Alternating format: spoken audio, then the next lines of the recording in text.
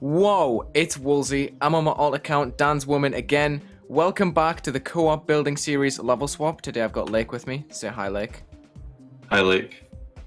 This is Level Swap. Lake and I are both going to start brand new levels, but every 20 minutes we must pass our levels over to each other until we've had 3 turns building on each level, which is 6 total time slots! Can I not mess up the intro with someone? The end goal is to make a functional part of a level. In our building time, we're both going to split up and record individually, so make sure you watch the other side if you want to see their perspective too. And yeah, is there anything you'd like to say before we start? I'm like playing with my timer and bouncing it around to the song of my menu loop. Oh, you're timing as well. Okay, normally I just time and then... Oh, I have it for myself so I can know how much time I have left. Yeah, sometimes I cheat and add like 20 seconds on. Yeah, see, I'm here to hold you accountable. 3, 2, 1, good luck. Thank you.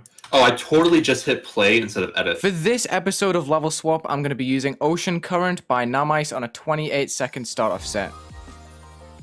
Sounds pretty neat to me. I think it's going to work well with modern style if Lake chooses to build in that style. As always, you know, I always rock with the teleporter at the beginning. I saw something on Twitter the other day about how someone was saying that robot gameplay is only good if you use the specific jumps that it has, like the big massive ones like these. For this gameplay, I'm trying to reuse blue pads and green orbs, so you get a really similar flow all the way through. Then, as you transition into the cube, I'm messing with the patterns of the green orbs and how quickly you have to hit them after jumping off a platform, say like right here. There's a pretty interesting one here with the blue pad like that. I think that's nice gameplay. I realized that this kind of platform is kind of wonky, so I'm just going to delete that left block, move everything down by 1, so you can just hold straight off this blue pad and then make it all the way to the speed changer right there. And I'm going to nod to something that Lake always does with their levels, a triple spike at the very end. Now we do the visibility test where we make sure that all of the gameplay is visible on screen. There's no blind jumps that you have to do. It seems to be pretty alright so far, although it goes up and down quite a lot. It's all on screen. I want to mess with some invisible slabs, half space them into place, scale them up, and copy paste them 4 or 5 times on top of themselves, which really stacks that effect. And now if I extend that structure down and go into normal mode, you'll see how bright it gets on the left hand side. I really like that. I'm going to add a few more structures here, so what I've done doesn't really hog the limelight, and I can still allow Lake to do some of their own thing. Gonna get creative with some scaling right here. I don't know, that looks cool, doesn't it? Like I've started saying to myself over and over to make me feel better when I get carried. The whole point of this series is to provoke ideas with people and get them to experiment a little bit more, because the result is nearly always a bunch of uncoordinated ideas just meshed into one level. Also, I just want to preface this video by saying that I fully expect to get carried by Lake here because A, they're extremely fast, B, they're extremely talented. I didn't mean to structure it like that, I just kind of like dragged my mouse down and I wobbled a little bit, but I'm gonna keep it, it's funny. By the way, just an open letter to Lake when she watches this on the premiere, I deliberately put these objects off-grid. There's no reason that they have to be off-grid, I just want to slow you down in your editing process. Watch as this amazingly backfires and I'm the one that has to do the design for them. In my completely biased opinion, this is done. This is what I'm gonna be giving to Lake for her layout. I think it's decent. I like the repetition of the green orbs. I like the invisible block thing. I hope she clocks that and turns that into something. I don't know. I should probably make it a bit more obvious so that that actually happens. That do be time though. It is time. We recorded this once before and the servers went down in the middle and we literally didn't continue it for another month and stuff changed. So we decided to just make a completely new video. Sonic, whoa! Yeah? What's up? You put poltergeist. You know I hate that level. I beat it. Let's go. Okay. I see what you're going for. You're trying to make me do a 9 circles thing. Yeah, yours is pretty fun. I like how you put the triple at the end. Like, I want to see what you would do, which is why I'm giving you the opportunity And here that's right scary. now. Okay, now I'm really scared because I'm going to get exposed. Not knowing how to make a 9 circles level. Not knowing how to use slopes. I don't know how to decorate slopes. Good luck. 3, You too. 2, 1, go. I'm going to have to mask because I don't know how to decorate slopes properly. That's the reason I never use slopes. And there's half-spaced stuff. Okay, that's came back to bite me in the butt, hasn't it? There's no reason that they have to be off-grid. I just want to slow you down in your editing process. So what I'm doing right now is I'm covering this space in between the objects. Oh my god. How am I going to make the entrances clear? Oh my god, Lake. Well, this is only going to take up like 10 minutes of my 20-minute building slot. Hopefully you guys like the level so far. I'm going to call it 11th Circle. Actually, wait, no. There's already a name allocated to this level, which is Sonic Whoa, which is just Oh my god, there's so many half blocks. What am I dealing with? So here we are, 5 minutes into the building session, and we're still just putting in white blocks. And that's not even the end of it, because on the next editor layer, I need to make spaces with low opacity blocks that show where you can and can't go, really. So that's a window, that's a window. Okay, so we add these to a new group, which is half opacity. Make sure that every single block is on the same layer, which is going to be B1 and -7. Let's add our half opacity right now. Okay, we're getting somewhere, thank goodness. So with link controls on, we select all of these objects right here. Bam, link them together.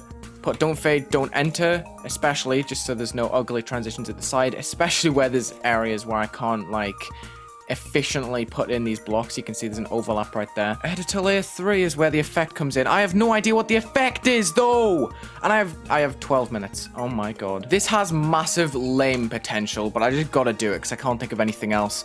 Black blending, we're adding some like weird ground spike deco right here. It's gonna be copied, moved up, and then given a new group every time. It's going to pulse all the way up, okay? 3 is going to be the moving group, 4 is the unique group, and then when I copy paste it, 4 is going to get changed to 5, etc, etc. I can't click today. So we have one strip that covers half a block. For the other half, I'm going to move them 1/2 block to the side, flip them, and then use the mini steps like this just to guide them into place. Boom. Moving group right here. Group 3, lock to x-axis forever. We're going to set the background color to black, and we're going to get our linked objects right here on the mask.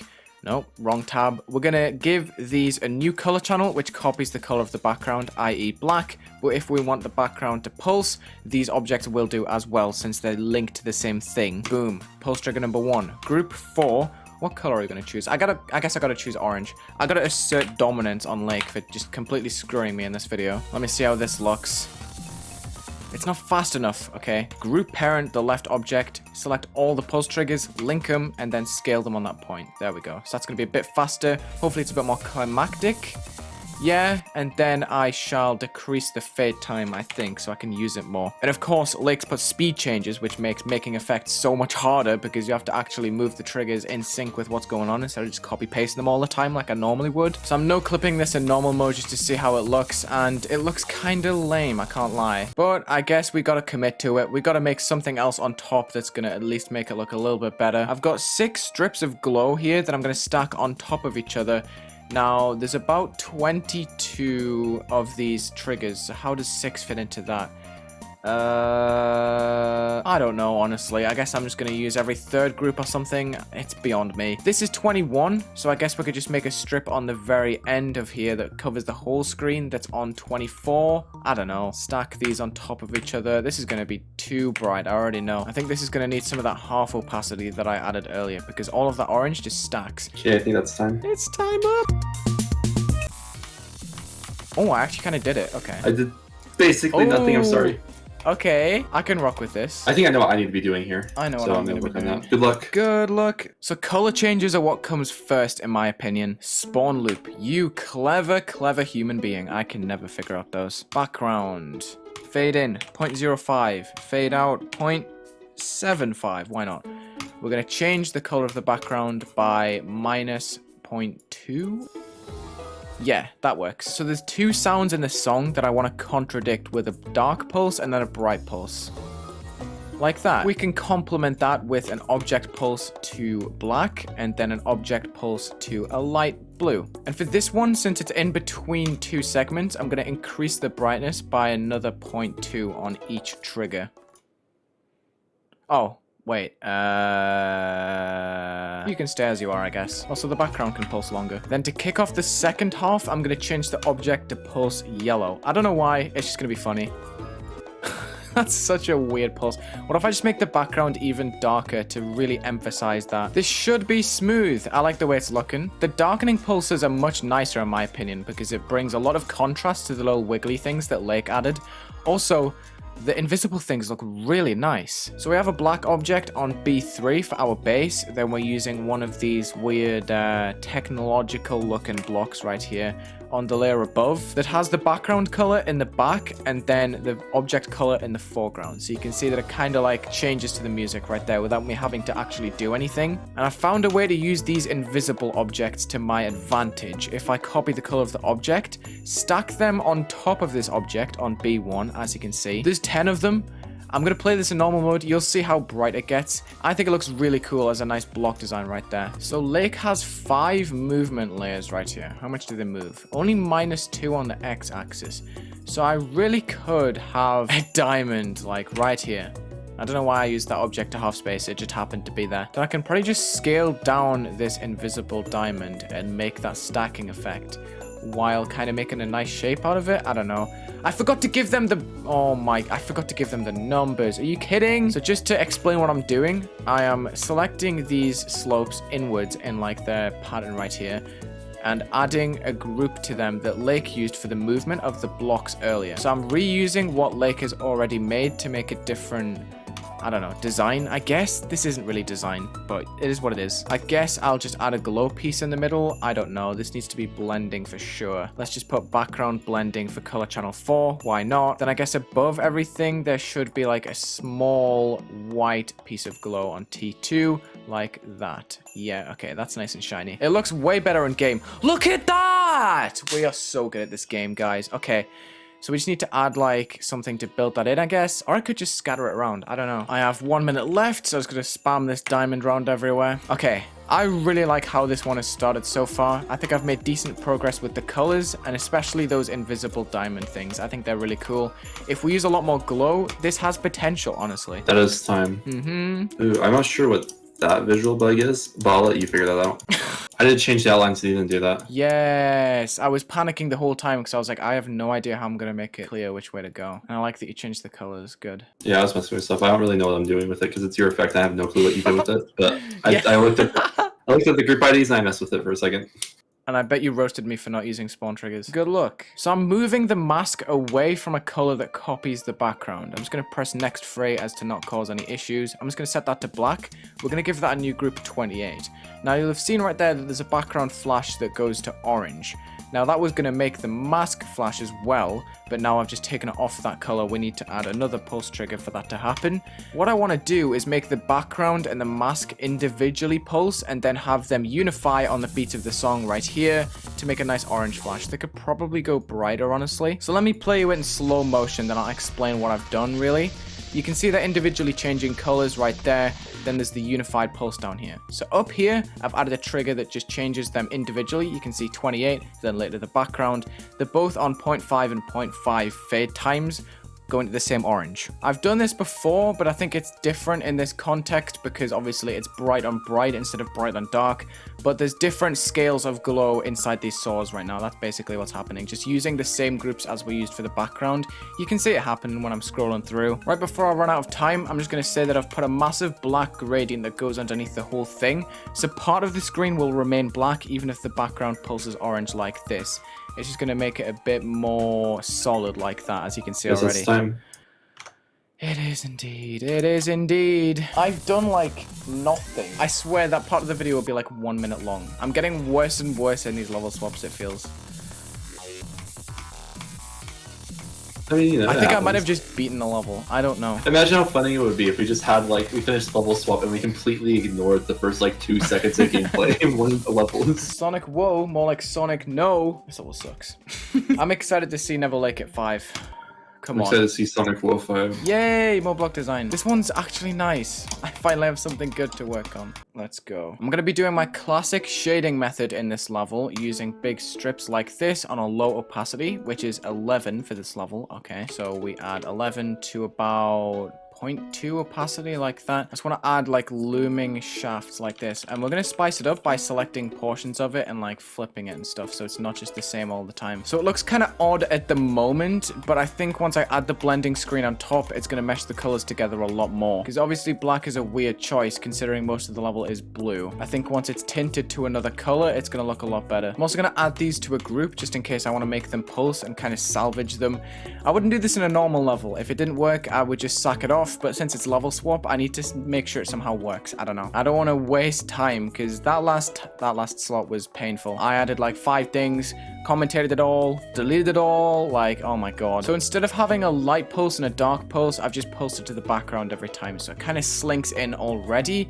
Now when I add the blending screen on top and kind of mix all this together, tint all the dark colors to the light blue, it's going to look a lot nicer. To kind of mix it up, in our blending screen, I'm going to add a big gradient like this that makes it lighter towards the bottom. So all of this is going to go to one group. It's going to be on T3, don't fade, don't enter. Actually, in fact, I should give it another unique group, 14, just in case I want to make something on the moving group that isn't going to pulse. Because if I add both the pulses and the movement on 13, anything that I wanted to move in the background would end up pulsing. So, and I can just copy the 12 pulses right there. I've made that very easy for myself. Move it up, change it to group 14, and then make it kind of dark blue. Since it's blending and I don't want it to be too opaque, I need to make sure it's not like ridiculously bright.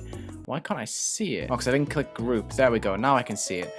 And now I want to change the hue on it to make it a bit more, yeah. That's the kind of shade I use on like every single level nowadays, but you know, it is what it is. I'm also going to move 14 upwards. Since the level just naturally goes up in its gameplay, I need to make sure that this moves upwards so you can see the difference at the gradient at the bottom, obviously. So that's going to move up 10 blocks in 10 seconds, easy now. So it's just going to slowly make its way up. Also, I want that to be brighter on like the big climactic pulse. Boom. Let's see how this goes. We'll see, this level blows. I know. That was sick. Okay, I'm not going to lie. Lake just scared the absolute bahookie out of me, but I've made a sick pulse right there. That was awesome. I wish I could do that more often, but the way that I've mapped out the pulses elsewhere in the level doesn't really allow me to do that. I'm going to abuse the fact that I made one cool thing with the invisible object, and I'm just going to use it for any object that's still there. Like you can see right here, I've just put a very clear base block, and then like 10 million copies of that square, and then a low opacity glow piece on top right there. I think you already know what I'm going to do with the spikes in this level, but just in case you don't, I'm setting both base and detail to copy the color of the background, similarly to these blocks over here. And similarly to those blocks over there, we're going to add like a billion invisible spikes on top of them that use color channel 1, which is white. I think that's time. Not gonna lie, didn't do much, but... I'll be honest, I think Sonic was basically done. What? Oh my god, okay. This looks like some guy trying to make their first feature. They like Sonic 9 circle levels, so they're trying to make their own, and they're just trash at building. No one will look at us and think that either of us have ever got a featured level in our life. Oh my god, okay, you made the intro. This level is so bad. Oh! What are we gonna do? Best of luck. So my theory is, if I make this dark enough, you won't be able to see the flaws. So great, I've made some darkness on the sides in 8 minutes. What else am I gonna do? You know what?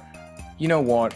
I'm just going to put a massive black screen that just keeps on flashing over and over again just to cover up how ugly this level is. Okay, I got this figured out. So it starts off on 0 opacity, then as you ease into the beginning, it goes to full, and then it releases, and then every single flash, there'll be a black screen like that. It's lazy, I know, but I just can't figure out what else I'm supposed to do with this. I can't lie. This is probably the worst level on any level swap so far in terms of looks and enjoyment building on. Select all.